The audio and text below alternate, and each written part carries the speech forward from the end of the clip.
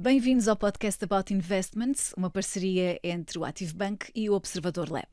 Porque o Active Bank é o banco que simplifica, vamos fazer isso mesmo, vamos simplificar temas complexos. Vamos transformar temas que impactam a vida financeira de investidores em conversas claras e simples. O meu nome é Ana do Carmo e no outro microfone está a Cristina Judas, da A-Money. A Cristina tem 2 filhos, o Tomás e a Teresa, gosta de ler, de estudar, de viajar, não necessariamente por esta ordem, gosta também de dormir, regra geral, dormir tarde. Na mesa da Cristina não há queijo, mas nos fones da Cristina há música. Música rock. Quem quiser convidá-la para ir a um concerto, tem que ser um concerto de rock. De preferência, um concerto de metal. Metal. Hoje vamos levantar o volume para ouvir falar de literacia financeira infantil. Cristina, olá, bem-vinda. Obrigada Bem-vinda. pelo convite. Olha, Cristina, começamos já a olhar para a postura dos pais acerca do dinheiro. Eu acredito que os pais falem com os filhos sobre dinheiro, sobre a história de guardar o dinheiro no mielheiro, ou aquele dinheiro que recebem no Natal, ou quando fazem anos, que dão os avós. Mas este comportamento não é literacia financeira, pois não? Não, olha, antes de mais, obrigada pelo convite, é um gosto estar aqui e é um gosto ser entrevistada por ti neste espaço aqui do Observador e do Active Bank. Olha, relativamente a essa tua primeira pergunta, 2 observações já. Eu gostava já de começar, se calhar, com uma provocação, que é, será mesmo que os pais falam de dinheiro com os filhos? Se calhar Pois, não falam. exato. Era bom que os pais realmente começassem a normalizar esta conversa, mas a verdade e aquilo que os dados nos dizem é que ainda não é uma conversa de mesa, ainda não é um assunto que as pessoas falem, como eu costumo dizer, como quem fala de iogurtes. Exato. É óbvio que quando existe a prenda, a mesada de terceiros, como nós chamamos, que é a prenda do Natal, dos avós, dos tios, há uma tendência maior para que os pais, nessa altura, façam um simples comportamento, que é dizer que esse dinheiro é para guardar. Exato. E é aí que começa tudo errado. Porque eu sei que a intenção dos pais é ótima, até porque, principalmente em Portugal, existe uma taxa de poupança, apesar de existir uma taxa de poupança, termos muito dinheiro poupado em contas de depósito, a realidade é que nós ainda poupamos e principalmente investimos muito pouco em Portugal, não é? Nós estamos na cauda da Europa no que diz respeito à literacia financeira, mas a verdade é que quando nós estamos a falar de educação financeira e não de literacia financeira para crianças, o buraco é um bocadinho mais em baixo e não se começa por ensinar a poupar uma criança, mas sim a ensinar a gastar. E isto é logo aqui um primeiro... Espera. Exatamente. Começas a ensinar a gastar, espera. Exatamente. Então como é que isso é? Porque Explica assim, lá. nós estamos a falar de... Primeiro ponto, quando nós estamos a falar de crianças, há aqui um ponto prévio que todos nós precisamos de entender. As crianças estão em desenvolvimento, portanto o seu cérebro ainda está completamente imaturo e naquilo que se chama o seu desenvolvimento neurobiológico. Certo. E isso significa que toda a construção que eles fazem ou que é necessário fazer dentro do cérebro não segue rigorosamente os mesmos princípios e padrões que um cérebro maduro e desenvolvido que os adultos têm. Então, isto significa que nós não podemos ensinar da mesma maneira que se ensina um adulto. Porquê? Porque não existem, na maior parte das vezes, essas ligações estabelecidas. Ok, a compreensão não é feita da mesma forma. Não é feita da mesma forma e muitas vezes nem sequer existe essa ligação e, portanto, como não existe a ligação, nem sequer há compreensão nenhuma. Ok. O que é que isto quer dizer? Simplificando. Porquê é que se ensina primeiro a gastar e não a poupar? Uma coisa muito simples. Porque poupar já pressupõe que a gente saiba esperar. Uma das coisas que as crianças não sabem fazer Exato. é esperar. Porque isto é uma aprendizagem. Ninguém nasce a saber esperar... Não é inato, é uma coisa, é uma competência. E, portanto, se é uma competência, significa que ela é ensinável. Então, nós temos que perceber que nós só aprendemos a conduzir carros conduzindo carros. Então, nós só aprendemos a gerir dinheiro gerindo dinheiro. Então, qual é que vai ser o princípio basilar para uma criança aprender a lidar com o dinheiro? Dar-lhe dinheiro para ela gerir. Como é que ela pode gerir todos os dias dinheiro? Gastando dinheiro. Portanto, isto é aquela analogia básica de... Queres aprender a andar de bicicleta, tens que deixar o teu filho andar de bicicleta, porque ele não vai fazer uma corrida, um ciclismo, ou até mesmo correr, sem primeiro aprender a andar. Portanto, e este é um dos grandes, é logo uma das grandes crenças, quando nós estamos a falar de educação financeira infantil, que quebra logo por terra um conjunto de princípios que as pessoas, de alguma forma, têm, Porquê? Porque isto realmente não é inato, não é natural, e isto é preciso, quando estamos a falar de crianças, desconstruir tudo aquilo que a gente sabe acerca de dinheiro. Exato, e falar, ensinar as crianças a gastar dinheiro é logo assim um conceito que nos faz um bocado de confusão. Só não é? que às vezes, e tu sabes disso, não é? Eu costumo dizer que se o problema fosse ganhar mais, nós não tínhamos tantos problemas financeiros como nós temos na população. Aliás, se a questão financeira fosse números, bastava todos nós termos uma calculadora e ninguém tinha problemas financeiros. Só que, mais uma vez, o dinheiro é muito mais comportamental do que propriamente sobre números. Cristina, e como seria se ensinássemos esta tal literacia financeira aos nossos filhos? Tal e qual como, por exemplo, ensinamos a lavar os dentes? Como é que seria? Olha, eu tenho essa missão, portanto, eu tenho esse anseio, a Emana existe exatamente com esse anseio de acreditar piamente de que nós, através da literacia financeira, obviamente não isolada, mas que é um pilar fundamental na sociedade que nós estamos a construir ou que queremos vir a construir no futuro, por uma razão muito simples, que independentemente daquilo que os nossos filhos venham a ser, a ter ou fazer, até porque estamos numa... Eu gosto de lhe chamar, se calhar, na terceira revolução industrial, tendo em conta aqui todo este movimento que nós estamos agora a assistir da IA e do aparecimento da inteligência artificial e de tudo isto que vai fazer reorganizar o trabalho, as estruturas. Portanto, muito provavelmente nós vamos assistir ao aparecimento e ao surgimento de muitas profissões novas, assim como aconteceu há 30 anos atrás com o surgimento da internet. Portanto, nós não sabemos o que é que os nossos filhos vão ser, ter ou fazer. Mas há uma máxima que nós temos para já. O mundo está organizado em função do dinheiro e em função da economia global. Portanto, independentemente disso tudo, eles têm que saber gerir este recurso. E, portanto, se nós entendermos que gerir este recurso, aprender a gerir este recurso, é exatamente como nós aprendermos a lavar os dentes, a cuidar da saúde, a probabilidade de nós termos gerações futuras muito mais conscientes e acima de tudo, que tenham a capacidade de controlar a sua própria vida financeira. E isto não quer dizer, que eu gosto também de deixar sempre este ponto, isto não quer dizer que eu defendo que vamos ser todos financeiramente livres, financeiramente independentes. As pessoas podem continuar a trabalhar para outras empresas, vai continuar a acontecer, as pessoas podem só, pura e simplesmente, querer ter uma vida mais confortável, mais segura e com mais oportunidades de escolha. Cristina, qual é então a altura certa para começarmos a falar com os nossos filhos sobre dinheiro? Será que é aos 5? Será aos 10? Quando é que se fala com as crianças sobre dinheiro? Olha, há uma frase passaporte que eu costumo dizer que é a frase que indica, ou que pelo menos sinaliza aos pais, de que nós a partir desse momento podemos intencionalmente começar a trabalhar a educação financeira.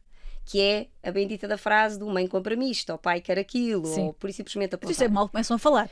É normalmente ali por volta dos 2, 3 anos, portanto é muito mais cedo do que aquilo que as pessoas imaginam. E portanto achas que é nessa altura que se deve começar a abordar Eu não este acho, tema? tenho a certeza. A sério? Exatamente. Não será muito cedo, Cristina? Não é muito cedo, porque aquilo que acontece é as crianças naquele momento perceberam um princípio basilar do dinheiro. Ou seja, elas não sabem o que é o valor, não sabem ler, não sabem escrever e não é necessário. O que elas entenderam é que o dinheiro serve para o seu princípio basilar, é um meio de troca. O dinheiro foi inventado para acabar com as trocas diretas. Certo? Porque tínhamos imensos problemas com a questão do escambo. E elas entenderam o princípio basilar, que é nós damos isto para trazer tudo aquilo que nós precisamos ou queremos em casa. Não têm que saber ainda o seu valor. Isso é uma construção que nós vamos fazendo com elas. Ora, como eu costumo brincar, se elas já entenderam o princípio, se elas já querem jogar, então vamos lhe ensinar as regras do jogo. Agora, tudo isto tem que ser feito de forma, acima de tudo, que eu acho que este é o ponto fulcral, porque às vezes as pessoas pensam que nós estamos a falar de dinheiro com as crianças, que nós vamos adultizar as crianças, e portanto nada mais errado. Aquilo que se pretende, e por isso é que é uma educação financeira e não uma literacia financeira, a gente não pretende literar, ou seja, por isso é que eu não gosto da palavra literacia, eu gosto da palavra educação. Porquê? Porque aquilo que nós vamos fazer acima de tudo é respeitar os estágios de desenvolvimento e de neurodesenvolvimento destas crianças, introduzindo conceitos que estão completamente no seu dia-a-dia, aproveitando aquilo que são as janelas de oportunidade normais de uma criança de 2, 3, 4, consoante a idade que ela tem. Obviamente, aos 2 anos, o que é que a gente pode intencionalmente fazer com uma criança? Trabalhar escolhas. Isto ou aquilo. Claro. Portanto, podemos deixá-las brincar com moedas, supervisionado. E o que é que isto vai fazer? Vai fazer com que elas comecem a perceber que existem moedas de tamanhos diferentes, cores diferentes, aspectos diferentes, valores diferentes. Valores, elas próprias vão começar, podem não saber distinguir um de um dois, Claro. mas elas visualmente vão entender que são diferentes. Uma é maior, outra é mais Uma é pequena. maior, outra é mais pesada. Porque é que uma é Pois. mais pesada do que outra? Porque é que uma é escura e outra é clara? E aqui nós estamos a abrir uma coisa que é fulcral na aprendizagem, que é a curiosidade. E a curiosidade é aquilo que nos faz querer saber mais, aprender mais, tentar novamente. E, portanto, é respeitando os estágios de desenvolvimento das crianças que nós começamos a trabalhar finanças com as crianças. Cristina, qual é a tua opinião sobre a mesada? É um sim? É um não? Para mim é claramente um sim, até Claro. porque a metodologia da Money assenta essencialmente em cima daquilo que a gente chama o sistema de mesadas. O que é que isto quer dizer? Não existe uma mesada, existem 9 tipos de mesada diferentes. Elas trabalham como um sistema, todas elas têm uma função específica e trabalham um pilar, um ou mais pilares significativos na área da educação financeira, que são quais os pilares. Nós, quando estamos a falar de educação financeira, é importante que as pessoas percebam quais é que são as dimensões que nós trabalhamos. Trabalhamos o pilar social, o pilar emocional, o pilar das finanças pessoais e investimentos, e trabalhamos o pilar de empreendedorismo infantil. E estes 4 pilares trabalham aquilo que são a base da literacia financeira, seja ela para crianças ou adultos, que é o quê? Ganhar, poupar, gastar e partilhar. Cada mesada vai trabalhar uma função destas, uma competência destas. Uma ou mais, não é? Dar exemplos. Aquilo que é a estrutura ou a espinha dorsal de todo o sistema de mesadas é aquilo que a gente chama a mesada educativa. Por isso é que ela se chama educativa. Tem uma estrutura, tem um passo a passo que tem que ser cumprido. Porque nós darmos dinheiro por dar, eu prefiro dizer, eu até costumo dizer às pessoas, se vocês querem dar uma mesada por dar, sem regras, sem ter uma estrutura por trás, em que o dinheiro passa a ser uma ferramenta e não meramente o dinheiro que nós temos ali para gastar ou consumir, então não deem. Porque ele é muito mais improdutivo do que produtivo. Agora, quando ela é dada com estrutura, Com ela é uma propósitos. ferramenta educativa. E então este sistema de mesadas, o que é que permite? Permite que nós, todas elas trabalhem uma coisa. Por exemplo, já falámos aqui da mesada de terceiros, que é o dinheiro que os avós dão, que os tios dão. Ela é de terceiros. Então significa que tem uma função, que é como se fosse um rendimento extra. Ok. E então nós vamos trabalhar, por exemplo, aqui o pilar ganhar e depois o dividir, porque o dividir está sempre presente em todos. Depois temos a mesada empreendedora, temos a mesada da troca, temos a mesada ecológica, ou seja, temos todo um universo de mesadas que podem ser trabalhadas com a perspectiva de nós trabalharmos os vários pilares da educação financeira. Por exemplo, uma mesada de troca que pode servir para as crianças ganharem dinheiro extra ou até mesmo em famílias mais carenciadas conseguirem gerar aqui o próprio valor de mesada para dar aos filhos. Portanto, o sistema de mesadas vai permitir a todas as famílias, independentemente do espectro social, poder trabalhar a mesada, se a virmos como uma ferramenta e não como o dinheiro que nós damos de forma completamente aleatória. Estava a pensar justamente sobre a questão das mesadas. Se há alguma modalidade mais correta de dar uma mesada aos filhos. Já percebi que tens uma série de... Há um passo a passo. Sim, o passo a passo das modalidades da mesada. Mas isto porquê? Porque eu queria levar a nossa conversa para o ponto em que às vezes os pais recompensam os filhos pelas notas ou recompensam os filhos por arrumar o quarto. Faz sentido este tipo de mesada? Não se estará a premiar apenas... se calhar uma obrigação básica? Isso para já não é uma mesada, não é? Isso é quando nós É o começamos... rendimento extra? Isso não, porque é assim, quando nós começamos a confundir aquilo que são relações familiares e relações, responsabilidades comunitárias de vida em família, de obrigações comunitárias e da boa convivência, e metemos no meio dinheiro, aquilo que nós estamos a fazer é a deixar de termos responsabilidade moral e passarmos a ter uma transação comercial. Eu vou contar aqui uma história para ficar claro aquilo que eu estou a querer dizer. Fez-se um estudo em Israel, há relativamente pouco tempo, em que uma série de colégios estavam com alguns problemas em que os pais chegassem a horas para ir buscar as crianças à escola. Portanto, chegavam sistematicamente atrasadas e, portanto, isso fazia que as equipas ficassem até mais tarde, etc, etc. Qual é que foi a solução que eles arranjaram? É uma solução que existe em Portugal há muito tempo, que é a história do prolongamento e que se paga o prolongamento, mas ali havia uma coima associada. Ou seja, aqui não é questão de haver o prolongamento pago, era se os pais chegassem atrasados, iria-se aplicar uma coima para que os pais, na perspectiva de que os pais deixassem de chegar atrasados, tendo em conta a tal coima. Claro. Qual é que foi o resultado, ao fim de uns meses, que isto teve? Para surpresa de todos, a coisa piorou e não melhorou. E então, qual é que foram as grandes conclusões que se tiraram deste estudo? Porque a partir do momento em que a gente tira uma responsabilidade moral de eu vou chegar atrasado para ir buscar o meu filho, o que é que ele vai ficar a pensar, o que é que vai acontecer, o que é que os outros, muitas vezes, o que é que os outros vão pensar, e passa a ser uma transação comercial, eu digo, que se lixe, que se paga a coima. Exato. E eu pago a coima. E isto, agora transportando para aquilo que tu me disseste, é o que acontece quando nós metemos dinheiro onde não é suposto meter dinheiro. Quando eu abro a janela ou o portal, como eu costumo dizer, de pagar a um filho meu para fazer a cama, meter a louça na máquina, arrumar a mesa, eu tenho que estar também disponível para que o meu filho tenha duas atitudes. Ou não queira receber.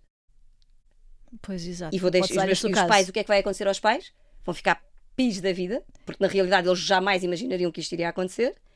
E há um segundo ponto, que é eu não faço nada se não me for pago. Que é outra dimensão que depois os pais também ficam possessos da vida e depois queixam-se no futuro a dizer assim, não dá valor a nada. Não, dá. Ele só se move por. E portanto depois acontecem coisas inacreditáveis, que é traz-me um copo de água, já que estás na cozinha, e dizer quanto é que me paga. O que às vezes, se calhar, é dito em brincadeira, pode não ser.